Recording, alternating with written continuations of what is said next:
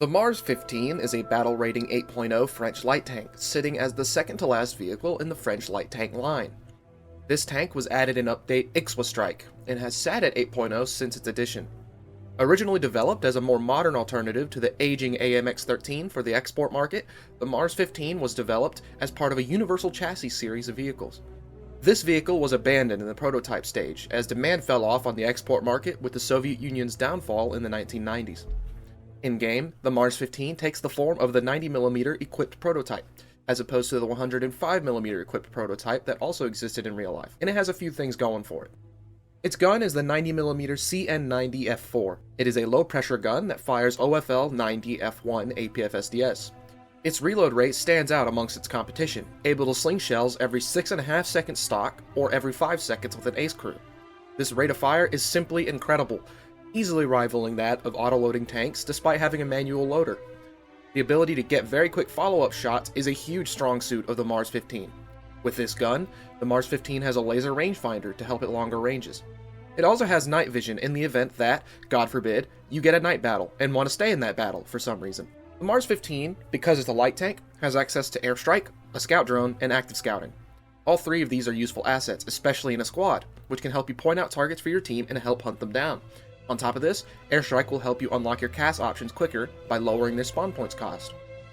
Its mobility is also quite good. It has a horsepower per ton ratio of 26, which lets it scoot around the battlefield very quickly. Going forward, it will top out on paved surfaces around 35 miles per hour. Its stat card will say that it can go higher, but I have not found this to be the case in your typical match. It has a good reverse gear as well, maxing out at around 15 miles per hour. Combined with its low profile, the Mars 15 is definitely capable of getting sneaky hiding spots or dashing around urban environments to get a good angle on the enemy. It has 4 smoke launchers, which launch smokes in clusters of 2. These smokes detonate mid-air, so your smoke coverage will be a lot more rapid than the older smokes, which have to impact the ground to detonate. You will definitely want to use these whenever necessary to cover a retreat or repair. With the pros out of the way, here are some of the weaknesses of the Mars 15 to keep in mind. Since it's a light vehicle, its armor is flat out non-existent. It will die to heavy machine guns from the side, and just about anything bigger than a 50 cal will tear it to shreds frontally. Getting caught and having an enemy's sights on you is usually a death sentence. Your engine being located in the front of the tank can sometimes save you, but I wouldn't count on it in any situation. Keep this in mind with the fact that you have a 3-man crew, and 2 of them are in the turret, so it's extremely easy to get crew knocked out in battle.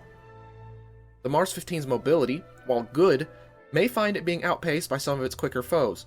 You are fast, it's just not the fastest at this BR. It's important to remember this, so don't carelessly try to cross dangerous sight lines or pull insane flanks around the map, because the Mars 15 is not very well suited to this role.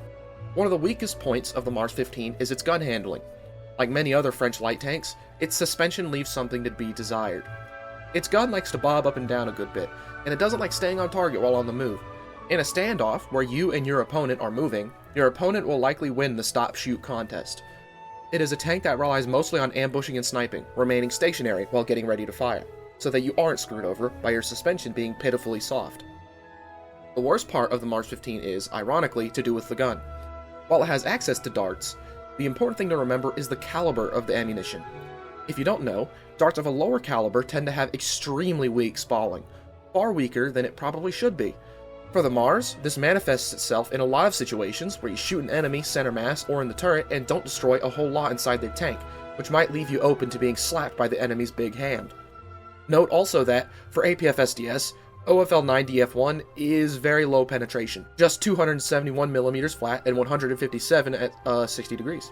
This is by no means unusable, as it still beats a lot of older munitions like APDS in performance, but it will start to pale compared to later darts as you get up-tiered.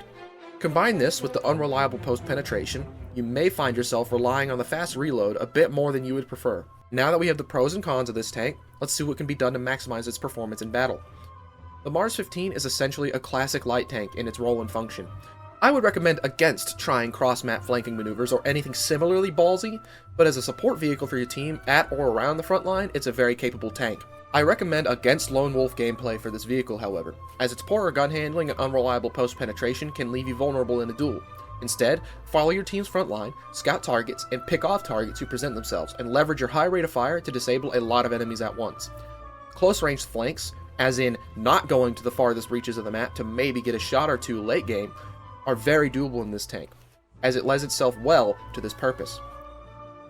On longer range maps, your combo of darts, laser rangefinder, and a high rate of fire can be devastating in sniping duels. Combine this with your scouting to help your team pinpoint your target, you could be a force to reckon with at long range, especially owing to the Mars 15's small profile. When stock grinding the Mars, I would first recommend getting parts, then FPE, then suspension, and then the APF SDS. Once you have the darts, focus on getting the mobility mods and improved optics to get to the tier 4 mods, where you could pick up the laser rangefinder. After that, get your smokes, arty, and the rest of the mods you haven't unlocked yet.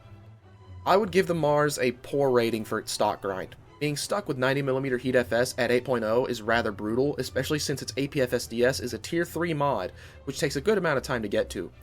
I would recommend focusing on scouting and disabling enemies in your stock grind, as it'll be a bit easier than going for kills.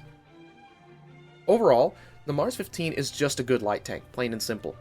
Its biggest change of pace is its reload rate, but otherwise it handles like you would expect a light tank to handle. Use its decent armament and good mobility to your advantage, and you will see success in this vehicle. I would recommend this for veteran players, but I would advise some caution for less experienced players using this tank.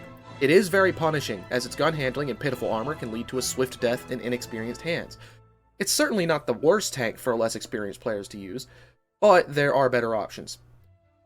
If you are experienced, though, this tank can be very capable. Now for the future-proof score, patent pending.